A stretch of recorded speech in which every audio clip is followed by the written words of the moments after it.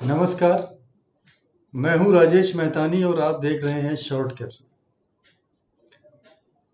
Risk based thinking के बारे में सुना है आपने? आइए आज इसके बारे में बात करते हैं।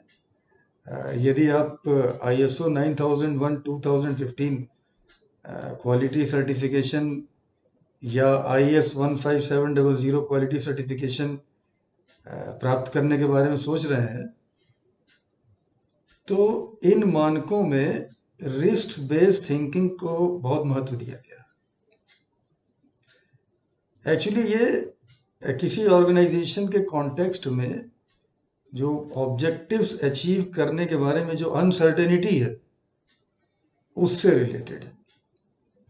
इससे फायदा ये होता है कि ये ऑर्गेनाइजेशंस की जो एबिलिटी है कि वो कस्टमर्स को कंफॉर्मिंग गुड्स और सर्विसेज कंसिस्टेंटली प्रोवाइड कर पाए, इसके बारे में कॉन्फिडेंस में वृद्धि होती है और कस्टमर सेटिस्फेक्शन में बढ़ोतरी भी होती है, इम्प्रूवमेंट होती है। वैसे रिस्क बेस्ड थिंकिंग जो है ना, वो हम लोग ऑटोमेटिकली सबकॉन्शियसली करते ही रहते हैं। हमें पता नहीं चलता। हम जब सोचते हैं तो रिस्क के बारे में क्या क्या रिस्क हो सकते हैं वो हमारे सबकॉन्शियस माइंड में चलता तो रहता। लेकिन अब जो है ये कॉन्सेप्ट ISO 9001 जो 2015 वर्जन आया, पहले वाले में नहीं था, इसका एक्सप्लिसिटली वर्णन नहीं था, इम्प्लिसिट था।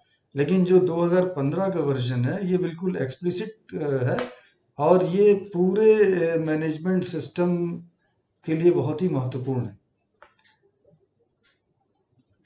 इसके बारे में थोड़ा देखते हैं। एक्चुअली हम पहले प्रिवेंटिव एक्शन की बात करते थे, अब उसकी जगह ले लिए रिस्क बेस्ड थिंकिंग।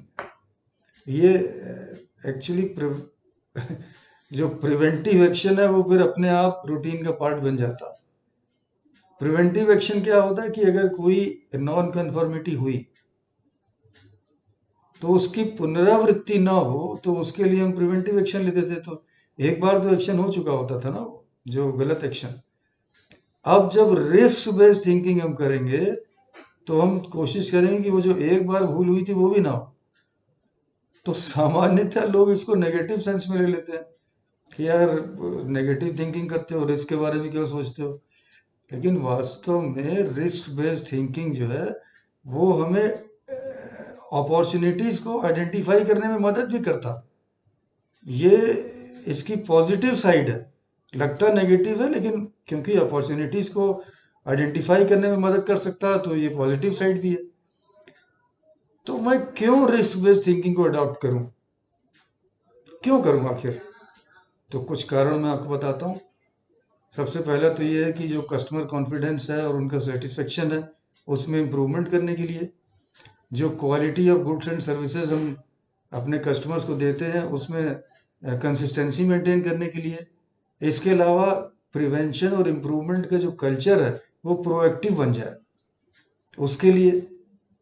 इसके अलावा जो सक्सेसफुल कंपनीज है ना, वो intuitively risk based thinking approach जो है अपने सभी लोगों को पढ़ा देती है और लोग वो इंट्यूटिवली वो करने लगते हैं। अब की पॉइंट्स जो है थोड़ा सा जल्दी शॉर्ट में देख लेते हैं। जो रिस्क बेस्ड थिंकिंग है ये प्रिवेंटिव एक्शन से आगे की चीज़ है। ये सिर्फ मैनेजमेंट की ही रिस्पॉन्सिबिलिटी नहीं है, उस ऑर्गेनाइजेशन में जितने भी लोग काम करते हैं सबकी रिस्पॉन्सिबिलिटी है। तो हमारा ये प्रयास होना चाहिए कि रिस्क बेस्ड थिंकिंग ऑर्गेनाइजेशन के कल्चर का, संस्था की संस्कृति का अभिन्न अंग बन जाए।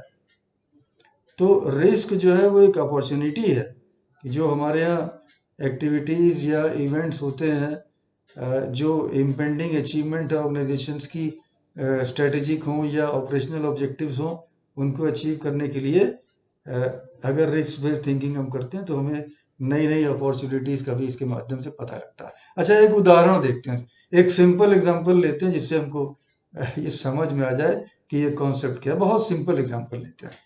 मान लीजिए कि किसी को सड़क पार करनी है, सड़क के उस पार जाना है, रोड क्रॉस करनी है। अब उसके बाद तीन ऑप्शन है कि वो कहीं से भी सड़क पार कर ले, एनी घर, जहां खड़ा वहां से सड़क पार कर ली। अब दूसरा ऑप्शन ये है कि पेडेस्ट्रियन वॉकवे, जिसको हम जीब्रा क्रॉसिंग कहते हैं ना, वहां चला जाए, और वो जो है करीब आधा किलोमीटर दूर है, उतना वॉक करना पड़ेगा, और वहां जाकर के सड़क पार करे। या फिर फुट ब्रिज जो करीब 400 मीटर दूर है, और लेकिन वो अक्सर बंद रहता है। अब ये 3 ऑप्शन है, अब आप सोचिए क्या करना चाहिए, ये मैं आप पे छोड़ता हूँ। अब जब आप इसको सोचते हैं ना कि क्या करना चाहिए, किसमें कितना रिस्क इन्वॉल्व है और आप कितना रिस्क ले सकते हैं, this is risk based thinking. अब आप इसके हिसाब से निर्णय लीजिए। आज यही रुकेंगे। आशा है आज की चर्चा आपको पसंद आई होगी, आपको उपयोगी लगी होगी। मेरा पुराना अनुरोध, यदि आपने अब तक मेरे चैनल को सब्सक्राइब नहीं किया तो कृपया उसे आज सब्सक्राइब अवश्य कर दें। मेरे चैनल को लाइक करना और अधिक से अधिक शेयर करना मत भूलिएगा, ताकि मेरी बातें अधिक से अधिक लोगों तक पहुंच पाए। आपने मेरा वीडियो अंत तक देखा, इसके लिए आभार। बहुत जल्द एक नए वीडियो में एक नए विषय के साथ आपसे फिर भेंट होगी। तब तक के लिए आपसे अनुमति चाहेंगे। नमस्कार।